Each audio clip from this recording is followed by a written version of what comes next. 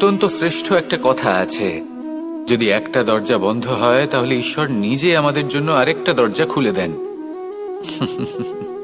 কিন্তু কিছু মানুষ আছেন যারা এটা ভাবেন যে আমার সাথে তো এরকম হলোই না, আমাদের জন্য তো কোনো নতুন দরজা খুললো না, কোনো নতুন পথ আমরা খুঁজে পেলাম না। সেই বিষয়ে আমরা চিন্তা করি, দুঃখ পাই যে এরকম কেন হলো।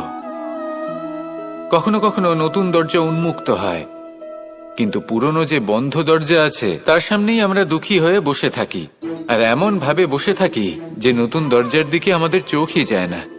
কখনো কখনো ঈশ্বর জেনে শুনেই আমাদের জন্য নতুন দরজা, নতুন পথ উন্মুক্ত করেন না, কারণ তিনি চান যে আমরা যেন পরিশ্রম করি, কর্ম করি, নিজেকে আরো বেশি শ্রেষ্ঠ করে তুলি, সক্ষম হই, আর নিজের পথ আমরা নিজেই খুঁজে নিই।